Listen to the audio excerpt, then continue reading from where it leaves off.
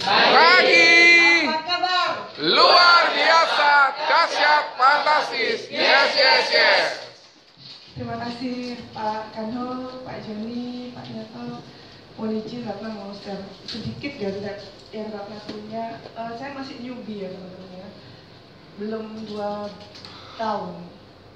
Bulan ini 22 bulan saya di Indonesia. Masya Allah, Alhamdulillah. Dan saya agak nggak enak badan ini sebenarnya, cuma karena yang minta. Woi, tepuk tangan dong. Ada radang tenggorokan gitu jadi ngefek ke Minum. meriang memang badannya. Tapi Bismillah. Perkenalan dulu ya. Saya Ratna Puspita. Saya dulu itu lama di Telkomsel, Pak dulu. Jadi anak perusahaannya Telkomsel. Dari usia sebenarnya dari lulus SMA itu saya udah jadi SPG. Dulu mulanya cuma ada 2, TP sama Delta. Saya jaga stand kayak lampu pentin, kan rambutnya panjang ya dulu, terus expo properti, stand jualan baju, apa-apa deh saya jalanin gitu, asal halal gitu. Karena saya sejak lulus SMA itu udah biaya sendiri, bayar sendiri kuliahnya. Sampai umur 21 ada sekretaris, lowongan sekretaris di Telkomselnya gitu. Saya apply pakai ijazah SMA hanya dengan transkrip nilai waktu itu, belum lulus S1. Alhamdulillah sampai lulus S1 diangkat karyawan tetap di anak perusahaannya sampai 13 tahun. Kalau masalah achievement dari dulu memang saya sering ya dapat achievement gitu. Cuman memang perusahaan paling besar di Indonesia pun level staff mentok achievementnya ASEAN, Singapura, Malaysia, Thailand, Filipina. Hanya Prudential yang ke Eropa 2000 orang. Ada yang ke Eropa perusahaan saya yang lama, tapi udah levelnya direksi. Usianya udah 50 tahunan baru berangkat. Dan itu nggak ada 100-200 orang. Saya di Prudential nggak ada 6 bulan, Mei join, Desember achieve ke Eropa seminggu. Extend lagi sama mentor-mentor saya, seminggu lagi keliling Eropa Timur ya. Jadi totalnya itu 14 hari, 2 minggu. Masya Allah ya, kayak mimpi gitu. Dan di situ kita cari makanan halal, kita cari masjidnya di situ. Saya memang fokus di syariah. Sebenarnya saya dapat startupnya itu umroh teman-teman. Tapi karena saya udah pernah umroh dan saya udah dapat kuota haji, saya tolak umrohnya dari Prudential. Saya nggak mau umroh sama orang asing. Saya mau yang umroh itu sama my family gitu ya. Saya pilih ke Parisnya aja. Kalau umrohnya pasti VVIP ya, jelas ya. Ceritanya terbaik. Karena kan penjualan saya full syariah. Harusnya startupnya itu umroh, bukan Paris. Tapi saya bilang kalau umroh, anytime saya ada uang saya nggak sayang. Mau 25 juta, 50 juta saya bayarin. Tapi kalau Paris, ya emang ya teman-teman ngapain ya saya buat beli mobil atau naik haji gitu kan. Jadi makanya saya pilih Parisnya, yang gratisnya gitu. Saya tolak umrohnya. Toh saya juga udah pernah gitu kan, saya sama keluarga. Sunahnya kan sekali aja. Lalu saya direkrut sama Bu Sari. Waktu itu teman kuliah saya. Beliau posisinya UM. Itu tahun 2016 beliau rekrut. Sebelumnya banyak yang rekrut saya, banyak banget. Cuman how stupid I am ya. Saya udah karyawan tetap, nyaman, udah ada posisi, ditawarin jadi agent. Kerjaannya keliling, nawar-tawaran. Ya enggak lah, main amit-amit gitu kan waktu itu. Saya nggak mau, bener-bener saya tolak, saya nggak mau. I'm in my comfort zone lah, orang bilang di comfort zone gitu kan. Terus bulan Mbak Sari datang bulan Agustus tahun 2016 teman-teman. Nawarin saya lagi jadi agent. Kami ketemu di Gerapari. Dia bilang, karena aku teman kuliah ini apa? Kita nggak satu geng, cuma kita satu kampus. Aku mau nawarin bisnis nih ke kamu gitu. Bisnis apa? Udah berkali-kali yang bilang bisnis ini, tapi aku nggak mau. Qadarullah teman-teman. Qadarullah Agustus 2016 saya ditawarin Mbak Sari nggak mau. September 2016 saya di ke Denpasar. Sama kantor saya, mungkin jalannya Allah ya, kersanya Allah ya. Waktu itu teman-teman kantor saya bilang, kan panggilan saya adik ya di kantor ya, karena saya dari kecil kan dari situ kan dari umur 11. Pasti adik ini resign, dan pasti dipindahkan karena apa? Anak saya 2. Suami saya tentara, waktu itu suami saya lagi sekolah mau naik mayor gitu kan. Tapi saya bilang kalau saya resign posisi sekarang, saya jadi loser dong ya. Saya nggak mau, sedangkan saya itu dari muda itu saya fighter, saya pejuang. Terus 3 bulan saya jalani, September, Oktober, November saya apply pengajuan kembali lagi ke Jatim di ACC teman-teman. Dan itu se-Indonesia nggak ada yang di ACC, karena waktu saya mutasi itu barengan ada yang ke Jakarta, ada yang ke Sumatera, itu nggak ada yang balik. Minimal itu mancep setahun 2 tahun baru balik ke tempat asal. Mukjizat gitu, saya bisa balik lagi dalam hanya 3 bulan. Saya fighting, saya berjuang. Desember saya dibalikin lagi ke Jatim. Kan orang-orang sudah mikir, wah rezekimu gitu, mukjizat kamu, beruntung banget. Dipikir saya terlena ya, leha-leha. Tapi saya merakit bom. Saya merakit bom di kantor Jatim itu karena saya batin 13 tahun saya mengabdi, saya dihempas gitu aja, dipisah sama anak saya. Nanti satu hari saya bakalan bisa diginiin lagi. Kenapa? Karena saya tidak berdaya. Saya ikut orang, mohon maaf ya, di sini masih ada ya yang bangsawan nggak? Bangsa karyawan. Full time semua. Bangsa ditanya apa? Bangsanya karyawan. Mohon maaf ya, saya bukan mendiskreditkan bangsawan ya. Bangsawan itu memang elegan gitu kan, aji, tapi nggak ada duitnya. Dia apa ngutang. Tahu nggak, saya ke Denpasar itu saya memang dapat uang banyak mutasi. Tapi kan saya nggak mau ngekos, karena di kosan itu selalu ada anjingnya, mohon maaf, terus ada pemujaannya. Jadi saya nginep di hotel Haris itu yang dikasih kantor, cuman sebulan di situ. 2 minggu saya move ke belakangnya hotel Haris yang murah, hotel Pop namanya, POP. Itu saya bayar sendiri sampai 3 bulan. Terus hari Jumat malam berapapun tiket Denpasar Surabaya saya beli. Senin subuh jam 5 pasti saya juga naik Garuda ke Denpasar. Habis nggak duit? Habis. Saya ngapain kerja gitu. Sampai 3 bulan saya tetap jalan karena saya nggak mau jadi loser. Saya nggak mau resign, saya nggak mau kalah. Oh nanti jadi omongan kan, belasan tahun, oh dia resign karena dibuang. Mbak Sari ini nungguin terus gitu, temenin saya. Resign atau resign? Enggak, aku nggak mau. It's not me gitu. I will win this game. Akhirnya saya Desember itu saya merakit bom, Januari saya pengajuan pensiun dini. Waktu itu teman-teman yang di ACC pensiun dini itu yang diprioritaskan, yang pertama usia di atas 40 tahun. Yang kedua, dulu waktu pengangkatan itu SK tetap tuh dia ijazah SMA. Jadi mau ngabisin yang ijazah SMA. Saya kan nggak lulus Victoria ya, saya belum 40, saya juga nggak SMA. Mukjizat lagi sama Allah. Di ACC saya di bulan Maret, setelah berapa kali sidang gitu kan. Januari, Februari, Maret saya di ACC. Awal April saya udah nggak kerja. Awal April. Terakhir tuh bulan Maret saya kerja. Saya udah pendi, dapat uang pendi kan banyak tuh teman-teman. Banyak ya, ratusan juta ya. Menurut saya banyak gitu. Menurut saya banyak karena saya waktunya udah lama.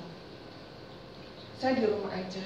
Saya di rumah, saya bayar utang sama anak-anak saya yang saya 3 bulan saya tinggal kerja gitu kan.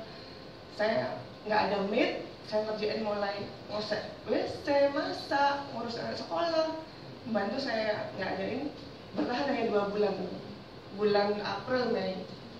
Karena waktu nyuci piring tuh saya sempat gini gitu, ya Allah, I can do better than this gitu.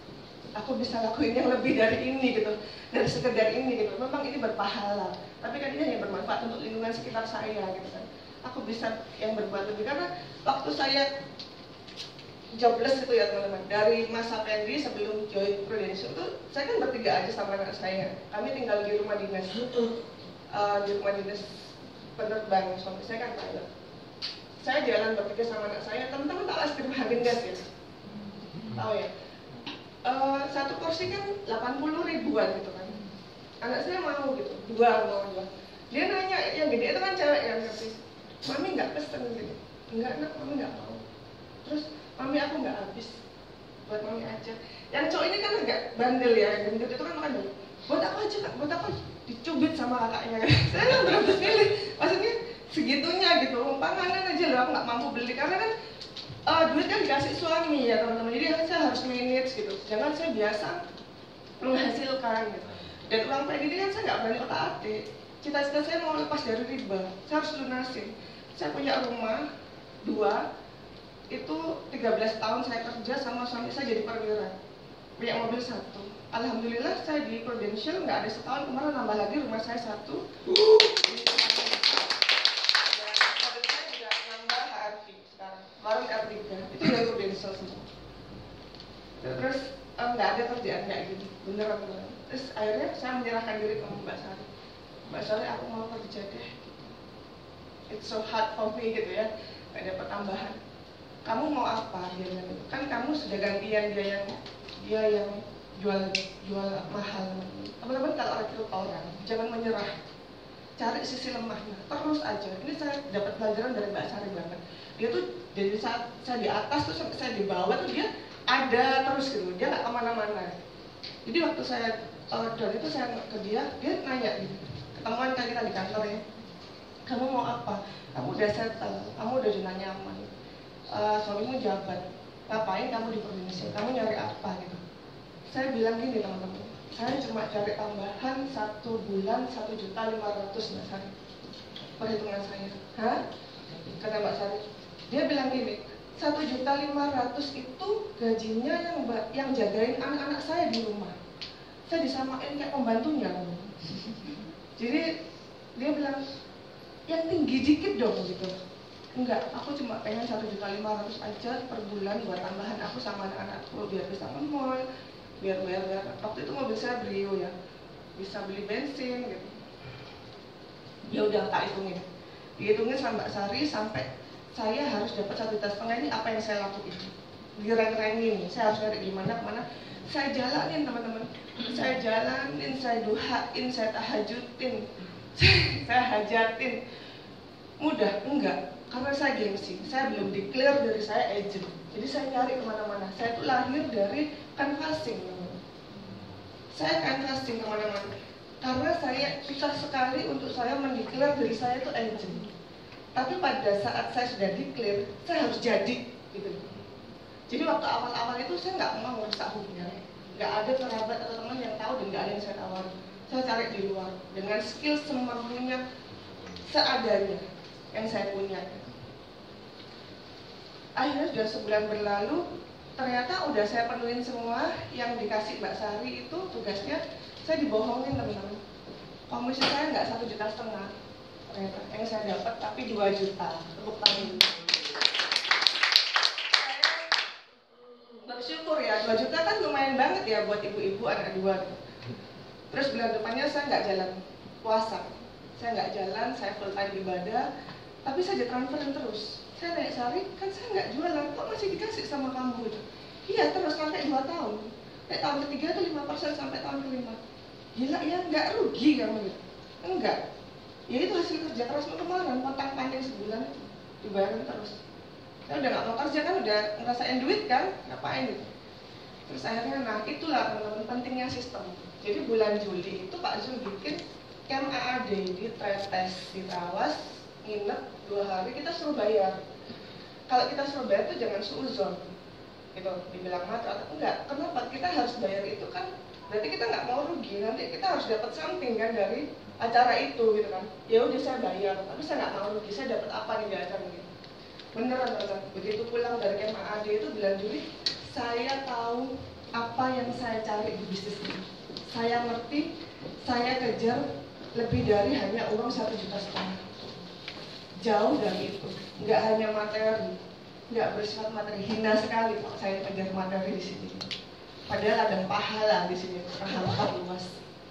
Di bulan itu saya fighting Juli, Agustus, September 3 bulan, udah nggak lama, enggak, nangis darah saya. September saya menang parting, Oktober saya achieve rookie Thailand. November saya achieve AAD 400 juta saya sendiri. Saya rekrutin teman-teman saya isiin gitu. Pokoknya saya naik dulu. Desember saya achieve startup Paris. Hanya dalam beberapa bulan. Karena saya 2018 tuh merasa cheating ya, jangan ditiru ya. Jadi saya jualan aja gitu, saya nggak main listing gitu. 2017 itu ya, 2018 tuh saya mau yang bener gitu, yang on the track. Mulai Januari saya rekrut bener-bener, saya trainingin, saya temenin, saya jemputin, saya anterin keliling, habis waktu saya buat manage tim. Semoga insya Allah amin 2019 itu saya panen gitu. Tapi loh, meskipun 2018 saya nggak jualan, tanda kutip nggak kerja ya, kerjanya ele-elean. FPA pribadi saya 300 juta lebih loh, pribadi gitu ya, pribadi di kampung. Itu saya udah ele-elean, nggak jualan sama sekali. Ya jualan sekedar saya dapat klub 100, saya dapat pulpen itu ya, saya dapat Wonderful Indonesia. Tapi menurut saya ya itu memang saya carinya supaya cuman nggak membanggakan, karena standar saya nggak itu, bukan itu, standar saya tinggi, lebih dari itu. Jadi 2018 achievement saya nggak membanggakan lah buat saya, ya gitu-gitu aja, standar lah, kelasnya kelas nasional gitu. Lalu apalagi ya, yaitu cara saya direkrut sama Mbak Sari, saya pelan-pelan masuk ke sistemnya. Teman-teman, saya kan muslim ya, orang muslim itu percaya yang dibawa mati itu hanya 3 hal. Yang pertama doa anak soleh-soleha, yang kedua ilmu yang bermanfaat, yang ketiga amal jariah. Yang pertama doa anak soleh-soleha. Saya kalau di rumah, saya nggak bisa ngajari anak saya hafizah. Kenapa? Karena saya bukan hafizah. Biasanya saya hire orang, bayar mahal, ajarin anak saya yang benar. Duitnya dari mana? Dari Prudential. Yang pertama saya dapat dari sini. Yang kedua ilmu yang bermanfaat. Saya sharing-sharing seperti ini ya ke tim saya. Insya Allah Pak teman-teman achieve dan pakai ilmu saya, pahala nggak buat saya. Sampai mati saya pahala. Yang ketiga amal jariah. Kalau kita sedekah dari pemberian nafkah gaji suami, ya dihitung sedekahnya. Cuman kan kurang afdol ya. Beda sama keringat kita sendiri. Kita sedekahin ke anak, ke orang tua, ke suami. 3 teman-teman. Semuanya ada di Prudential. Ngapain cari di luar? Saya kerja di kantor lama, saya nggak bisa loh duha 8 rakaat. 2 rakaat cepet-cepetan. Cuma kan jam 9, jam 10 itu kan crucial time kan, prime time gitu loh di kantor itu. Maghrib saya nggak sempat tuh ngaji habis maghrib. Salam cepet-cepetan balik ke meja, takut dicari. Duhur, asar, di sini saya enak-enakin ibadah. Bodoh amat. Jam 10 duha sampai jam 11 selesai, baru kerja. Siapa yang mau marahin saya? Ada nggak? Jadi saya akhirnya nggak ke dunia lagi, carinya yang lebih dari itu, dan uang itu bonus aja. Sampai saya bisa dari Brio bisa beli R3, lalu HRV, terus sekarang usia saya 36 ya, mau 37. Rumah saya ada 3. Satu ini sumbangan dari Prudential, belum 2 tahun dari sini. Itu duniawinya ya, duniawinya. Semoga yang akhirat jauh lebih. Mungkin langsung ke materi aja. Teman-teman, ini materi saya simpel sekali. Saya buatnya itu dadakan, kayak tahu bulat, digoreng dadakan. Jadi saya juga menyadari skill saya nggak terlalu banyak. Di sini banyak mentor senior yang lebih dari saya, tapi semoga yang sederhana ini bisa kita kupas. Pertama itu saya niat ibadah cari akhirat, dunia ngikutin gitu. Saya pede dan elegan. Misalnya gini teman-teman. Saya Yayasan Asri kan, saya bilang, ibu-ibu saya di Prudential Syariah, udah cukup tahu itu aja. Saya nggak mau kayak jual obat, presentasi pesantren. Misal saya lagi main volley ya, itu dia satu ibu yang nanya, kan suami saya namanya Aris Topan ya, Bu Aris di Prudential ya? Iya. Saya mau nanya dong, nanti ya Bu, kita kan lagi main volley, bukan ngomongin kerjaan. Nanti sore insya Allah kalau Ratna sempat, Ratna main ke rumah ibu. Oh iya, insya Allah Pak sempat ya. Tapi kan pasti sempat ya teman-teman ya.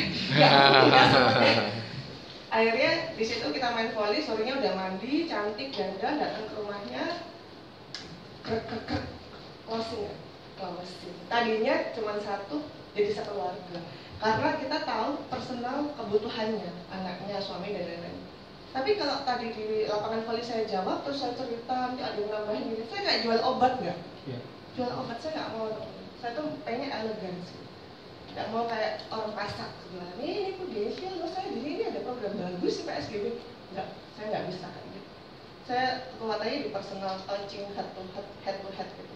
Jadi saya tahu, misalnya saya bilang nasi padang ya, saya tahu kok harus dikasih nasi putih sama rendang. Oh beda lagi, Pak Misbah harus ikan laut. Oh beda lagi. Seperti itu teman-teman kalau saya. Karena saya niatnya ibadah bantu yang benar-benar tuh bermanfaat sama dia. Benar-benar dia pakai, benar-benar dia butuh.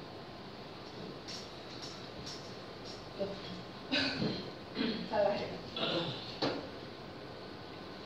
Yang kedua, buat orang nyaman, bentuknya dengan hati, berikan apa yang menjadi kebutuhan nasabah. Jadi saya waktu awal-awal kenapa saya bisa achieve 6 bulan itu karena saya itikat saya kuat sekali.